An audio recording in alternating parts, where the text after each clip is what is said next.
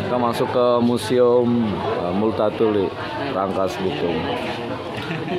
Tugas manusia adalah menjadi manusia. Nah, Edward Mosdeker dia ditugaskan sebagai asisten presiden 1856. Sebelumnya dia bekerja sebagai dan setelah ini bekerja sebagai beberapa koleksi dari di antaranya kita ada maket, kemudian ada mozaik wajah Multatuli, ada kutipan Multatuli, familiar skala bagas manusia dari manusia, ornament of man. Kemudian kita juga punya satu buah koleksi patung dada di belakang ini. Opa nih, opa. Ya, opa. Kakek namanya.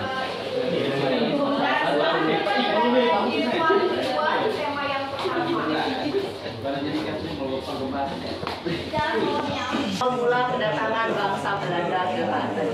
Kalau Bapak Ibu sih kayaknya udah ngolotok ya Bu ya, kalau sejarah kolonial ini. Betul. Nah, mereka tiba di Pelabuhan Karangantu dengan menempuh kelahiran Tanjung Harapan, Samudra Hindia, Selat Sunda hingga tiba di Banten. 1596. Iya, sama berarti. Kelahirannya masih sama tahun. Sama ya. Sama dengan buku. Iya, dan kita punya beberapa jenis kapal. Selain Belanda, ya jenis kapal Belanda. Kemudian yang samping ini jenis kapal VOC Pak. Dan tentu saja kita punya beberapa slide terkait dengan latar belakang kedatangan bangsa-bangsa Eropa ke Nusantara.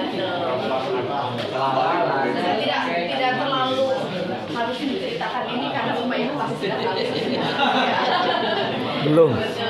Kita teorinya aja. Banyak ditemukan di Kepulauan Banda, kemudian cengkeh, kayu manis di daerah Maluku Utara. Nah, lada ini terkenal sekali kita Pak, Banten mendunia sekali dengan lada. Walaupun kita hanya dengan kepulauan, tapi luar biasa. Baik Pak, kita lanjut saja. Silakan. Sudah bermaksud dulu Bapak. Orang Belanda biasa menyebut sistem tanam paksa dengan sebutan Counterstelsel. Dan ada beberapa istilah lain tentunya terkait dengan sistem tanam paksa. Kita punya replika perkebunan kopi. Kemudian ada orang-orang Jawa, mereka sedang menguliti kopi, memisahkan biji kopi dari bijinya dengan cara diminyak. Karena pada saat kopi nggak ditelan ya Pak. Ini ya. Betul Bapak, karena pada saat itu belum ditemukan mesin kopi. Ini yang. Kopi daun betul. Oh, daunnya. Ironis sekali masyarakat kita pada saat itu memang diharuskan untuk menanam, memanen, tetapi tidak diperbolehkan untuk mengkonsumsi kopi dari bijinya. Ini kalau Santi Pandeglang tahu nih. Iya. Mereka dikenakan sanksi. Kopi enak ya. Pakai lalap. Oh, pakai lalap kalau ini. Mari silakan. Pakai ikan. Dan kita punya kopi. Ada display kopi. Kenapa kopi? Karena kopi merupakan komoditi unggulan ketika masa tanam paksa. Selain mereka juga harus menanam jenis tanaman lain yang laku di pasaran Eropa seperti pina, nila, tebu, dan tembakau. Termasuk rempah-rempah juga. Nah, Max Havelaar, karya dari Multatuli, dia lebih mengkritik keras tentang sistem tanam paksa. Jadi dia lebih banyak membahas tentang kopi, Pak. Dalam bukunya sudah pernah baca pasti ya Pak ya. Mari Pak. Sudah punya buku. Pasti ya bapak-bapak. Guru sejarah ya gitu. Dan ini ada peta tanam paksa di Pulau Jawa. Jadi kopi ditanam di 18 titik residenan Bapak, mulai dari Banten, Priangan hingga Besuki Jawa Timur. Nah di Kediri juga mereka selain menanam kopi, menanam tebu Pak. Sampai sekarang perkebunannya masih ada. Jadi ini bentuk ilustrasi saja kenapa gunung. Karena Indonesia atau dulu Nusantara terkenal dengan istilah Rings of Fire. Oh, Rings of Fire. Karena kita dikelilingi oleh gunung Merapi sehingga hasil daripada letusan itu menjadi subur ya Bapak ya. Iya. Kemudian ini warna kuda alat transportasi. Kemudian kita punya display struktur birokrasi pemerintahan Hindia Belanda ketika masa kolonial. Jadi ada dualisme birokrasi pemerintahan pada saat itu, Bapak bayangin ya. Ini dari sudut pihak kolonial Belanda terdiri dari residen, asisten residen, controller, dan asisten controller. Kemudian dari Bumi Putra atau Nusantara pada saat itu ada Pati ya? Pati, dan ada asisten Belanda. Sebetulnya di bawahnya masih ada penyakit yang besar-besar. Oh, beda. Dan saat itu tentu saja kita sedang dipimpin oleh Gubernur Jenderal sebagai perwakilan dari Laut Belanda. Baik Bapak, kita lanjut. Ini koleksi kita juga, koin alat tukar ketika masa tanam paksa nilainya 1 sen. Produksi oleh Belanda apa kita? Ya.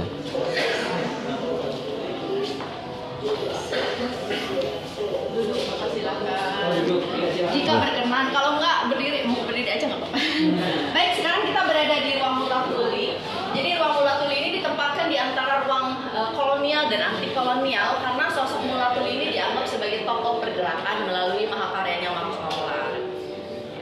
Dan tepat di samping Nur, ini Bapak ada beberapa mahakarya dari Edward Dawes Dekker atau dengan nama penanya Multatuli. Kita punya koleksi catatan kerja, kemudian kita juga punya koleksi tegel.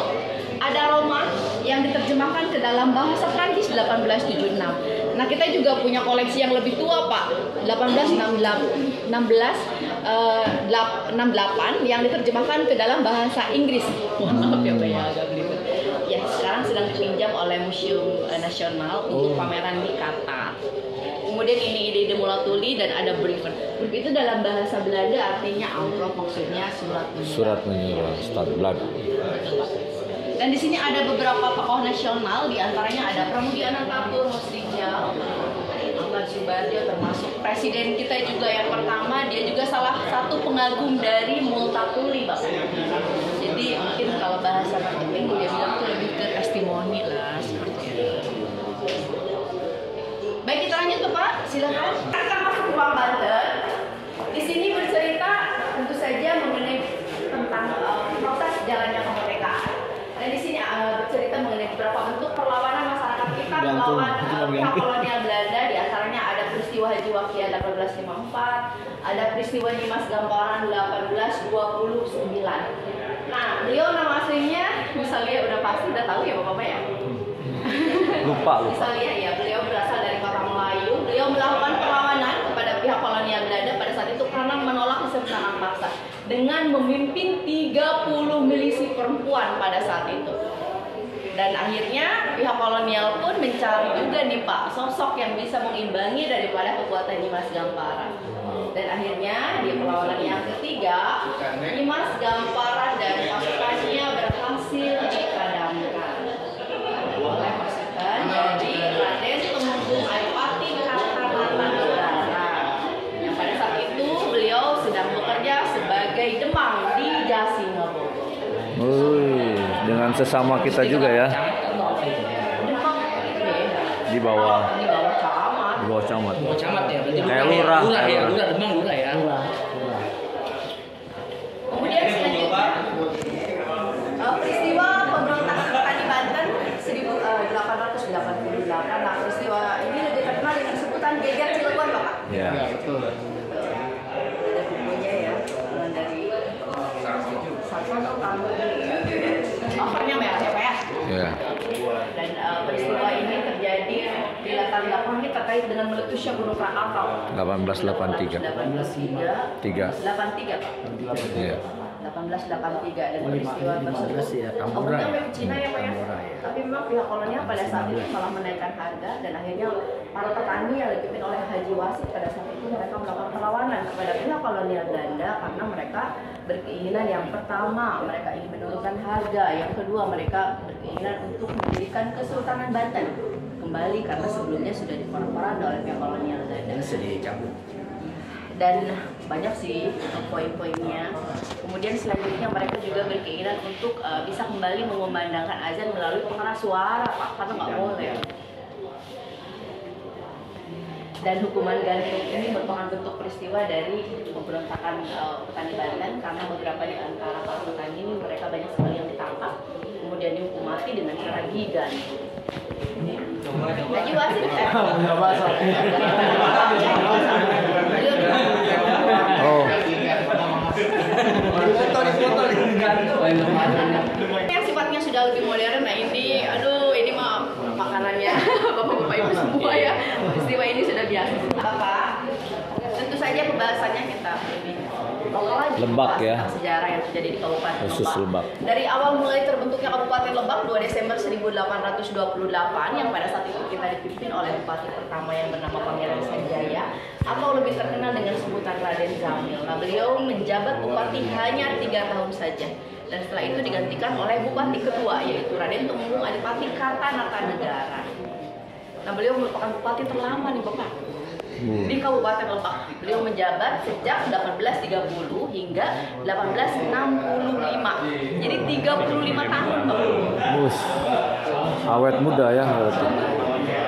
Selanjutnya kita punya display peta lama Lebak. Bantam. Dulu sebutan orang Belanda menyebut sebutan Banten dengan sebutan Bantam. Maksudnya ya Pak ya. Kemudian kita ada display ini merupakan area pendopo bupati dan ini alun-alun Bapak. Masih natural sekali ya Bapak. Kemudian di situ alun-alun. ya, ini merupakan rumah Multatuli. Statusnya sebagai bangunan cagar budaya di Kabupaten Lebak dan kondisinya sudah tidak seperti ini, tidak utuh. Hanya sekitar 25%-nya saja Bapak. Sudah tahu ya. Di belakang instalasi gawat darurat. Dan ini wajah kereta Batavia Rangkas Bitung Senjira. Dulu tuh akan dibuat jalur melalui utara ini, tetapi tidak diteruskan oleh pihak kolonial Belanda karena tidak ada bahan yang akan diangkut. Jadi tidak menguntungkan buat mereka ya, tidak diteruskan. Beda cerita ke selatan kan ada batu bara, ada emas. Oh, banyak selatan. Ya. Dan kita punya display orang-orang dari Lebak yang dibawa ke Sumedang. Mereka dijadikan buruh di perkebunan tebu. Kenapa dibawa ke sana? Karena sama-sama Pak sedang berada di bawah kekuasaan Belanda. Jadi yang dikuasai oleh Belanda pada saat itu tidak hanya negara kita aja, di antara Sumedang. Kenapa kita display? Karena kebanyakan orang kan tahunya hanya dari Jawa Tengah, Jawa Timur yang dibawa. Sementara dari Kabupaten Lebak banyak sekali yang dibawa. Dan mereka sampai sekarang bisa menggunakan bahasa Indonesia. Ya sebagian dari mereka ada yang sudah cukup berhasil ya, mereka jadi pejabat sekarang. Ini untuk penutup layanan.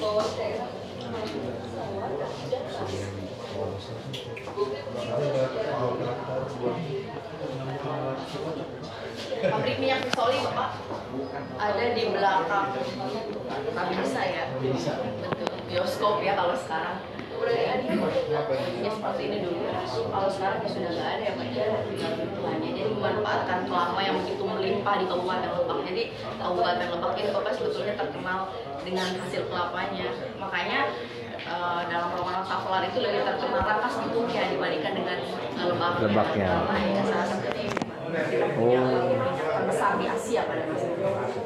Maksolai. Kemudian kedatangan Jepang dari Indonesia. Lebida Margan dan dalam bahasa Jepang artinya kawadanaan karena pada saat itu sudah dihapuskan sehingga turun menjadi kecamatan Lebida Margan. Lebida Margan juga merupakan ibu kota pertama Kabupaten Lebak. Setelah itu dipindahkan ke Gunung dan setelah itu dipindahkan ke Rangkas Bitung.